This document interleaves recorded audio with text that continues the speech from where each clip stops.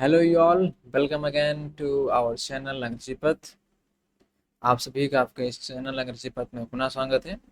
Today is 26 मई। आज 26 मई है और आज हम लोग डिस्कशन में जा रहे हैं इंट्रोगेटिव प्रोनाउन के बारे में। और ये हमारे प्रोनाउन सीरीज़ का चौथा लेक्चर होने वाला है, जिसमें हम इंट्रोगेटिव प्रोनाउन के बारे में बेसिक से लेकर एडवांस, इसमें है नॉर्मल चीज़ें होती हैं के बारे में पढ़ने वाले हैं। और अगर आपने पिछले वीडियोस नहीं देखे हैं प्रॉपर कैसे क्या होता है, तो लिंक कमेंट में और डिस्क्रिप्शन में पिन है, आप जाके पूरी प्लेलिस्ट को देखिए, जहाँ पे आप बेसिक से लेके एडवांस लेवल तक की इंग्लिश आसानी से घर बैठे सीख सकते हैं बिना कोई 1 रुपये चार्ज दिए। ठीक है। सो बकैती को करते हैं बंद, इतना हो गया अपना प्रमोशन बहुत, और करते हैं अपना लेक्चर हम स्टार्ट। आज हम लोग पढ़ने वाले हैं इंट्रोगेटिव प्रोनाउन के बारे में। सबसे पहले समझते हैं इंट्रोगेट। देखो, एक वर्ड होता है इंट्रोगेट, इसके बारे में पहले जानते हैं। वर्ड हमारा क्या है? इंट्रोगेटिव। इंट्रोगेटिव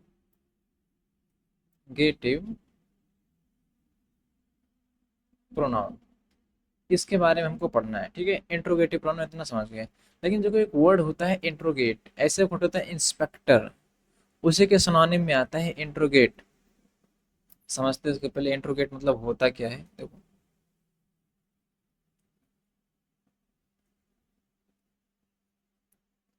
इंट्रोगेट, ठीक है, इंट्रोगेट मतलब होता है पूछताछ करना। पूछताछ करना, ऐसा समझे। इंट्रोगेट का मतलब हो गया पूछताछ करना। अच्छा, इसी वर्ड के साथ में मैं आई ओ एन लगा दूं तो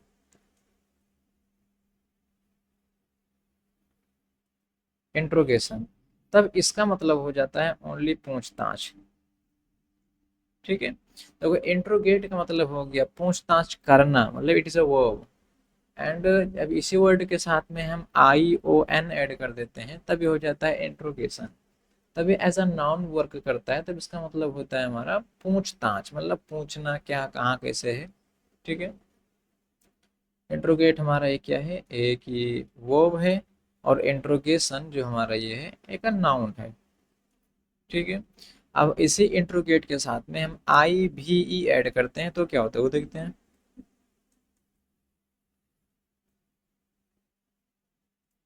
इंट्रोगेटिव, देखो किसी भी वर्ड के साथ में अगर आई भी लगा देते हैं तो उसकी जो हिंदी होती है वो वाला या वाली होने के संदर्भ में निकलती है। ठीक है, इंट्रोगेट मतलब हो गया पूछताछ करना, इंट्रोगेटिव मतलब हो गया पूछताछ करने वाला या वाली। तो इंट्रोगेट तो मतलब हो जाता है पूछताछ करना। चलो ठीक है, इतना समझते हैं। आई भी लगा दी तो उसका मतलब हो गया वाला या वाली। तब हमें इसकी पूरी हिंदी में चलती है पूछताछ करने वाला या वाली। पूछताछ करने वाला या वाली। ठीक है, पूछताछ करने वाला या वाली, ये हो जाता है हमारे इंट्रोगेटिव का मतलब। क्योंकि पढ़ने जा रहे हैं तो उसका मीनिंग, उसके मीन्स, उसका मतलब एवरीथिंग उसके बारे में पता होना चाहिए कि मैं क्या पढ़ रहा हूँ। ठीक, all about that thing we are going to read. तो ये हो गया हमारा इंट्रोगेटिव प्रोनाउन। इसके आगे देखते हैं। देखो, इंट्रोगेट करने के लिए मुख्यतः आप क्वेश्चन वर्ड का यूज़ करते हैं। क्वेश्चन वर्ड क्या होता है? जैसे विच, हाउ, व्हेन, ठीक है, हाउएवर, और ऐसे वुम हो गया। जितने भी डब्ल्यू एच वर्ड आते हैं, डब्ल्यू एच मतलब हो गया क्वेश्चन वर्ड, जितने भी आते हैं उनका यूज़ किया जाता है इंट्रोगेट करने के लिए। ठीक है, तो यहाँ पे मैं लिख देता हूँ।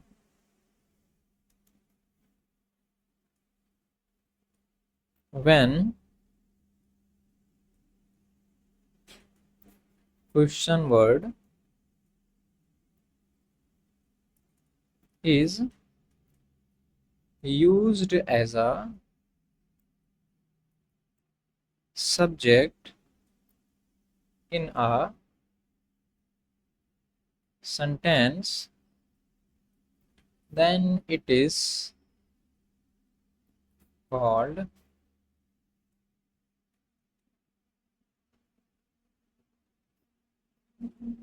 interrogative pronoun. ठीक है, जब किसी भी क्वेश्चन वर्ड का, क्वेश्चन वर्ड मतलब हो गया जितने भी हमारे प्रश्न पूछने के लिए यूज होते हैं। सपोज दैट मैं घर से बाहर जा रहा हूँ तो मम्मी पूछती है कहाँ जा रहे हो, कितने टाइम में आओगे, क्या काम करना है, तो सब कुछ पूछते हैं ना ऐसे करके। तो जितने भी हमारे क्वेश्चन पूछे जाते हैं, जितने भी क्वेश्चन पूछने के लिए वर्ड का यूज करते हैं हम, उनको कहा जाता है इंट्रोगेटिव प्रोनाउन। बस उसमें शर्त क्या होनी चाहिए, वो इंट्रोगेटिव जो प्रोनाउन होता है वो एज अ सब्जेक्ट यूज होना चाहिए किसी भी सेंटेंस में। जैसे मैं यहाँ पे एज एग्जाम्पल लिखता हूँ।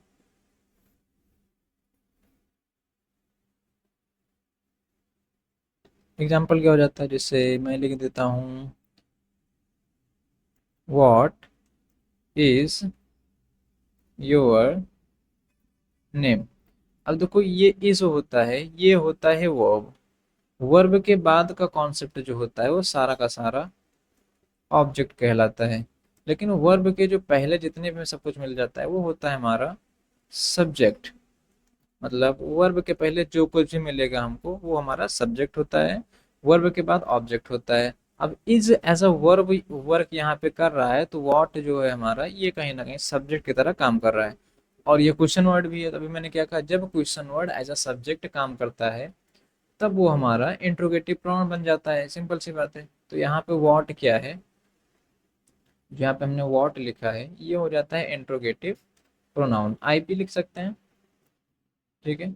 दूसरा क्वेश्चन भी यहाँ पे लिख रहा हूँ मैं। एक क्वेश्चन क्या है, मैं तो जैसे एग्जांपल है, विच बुक इज योर, इसको चेंज कर देते हैं, which book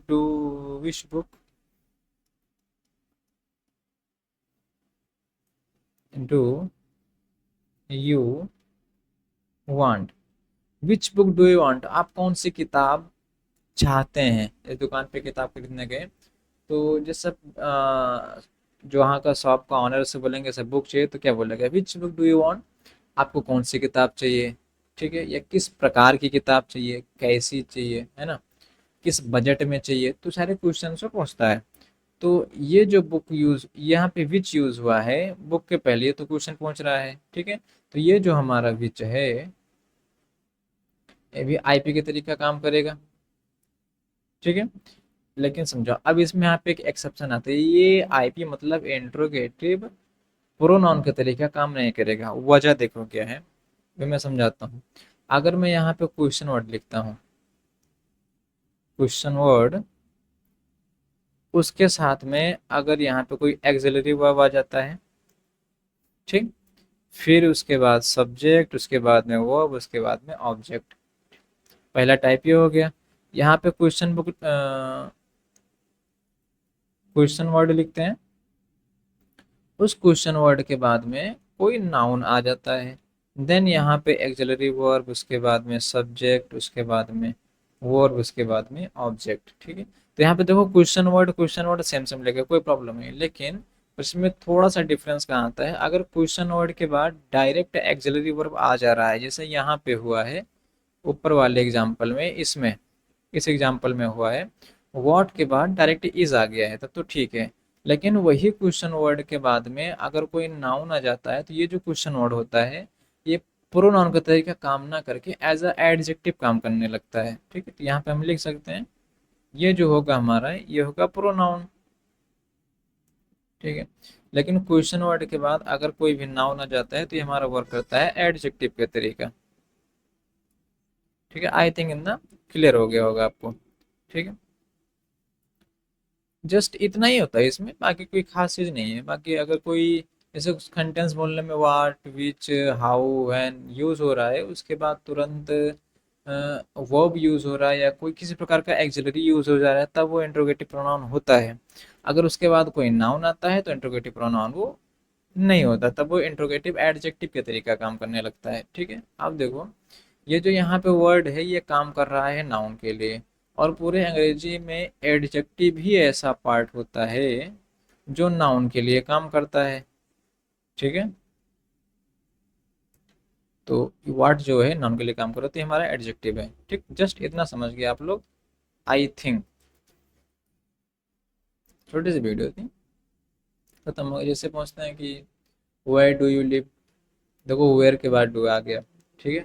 what do you want, तुम चाहते क्या हो। आए समझ में। व्हेन गो टू स्कूल, आप स्कूल कब जाते हैं। ऐसे ढेर सारे क्वेश्चन पूछे जा सकते हैं। उसमें देखना कि क्वेश्चन वर्ड के बाद जस्ट हमारा वर्ब सेट हो रहा है, चाहे वो नॉर्मल वर्ब हो, मेन वर्ब मतलब, और चाहे एक्सिलरी वर्ब हो, दोनों में से कोई सा भी वर्ब सेट होगा तो हमारा आगे का वर्ड जो होगा इंट्रोगेटिव प्रोनाउन का तरीका काम करेगा। ठीक, तो इंट्रोगेटिव में इतना ही है। ठीक, आज के लिए इतना ही, मिलता है नेक्स्ट वीडियो में। जय हिंद।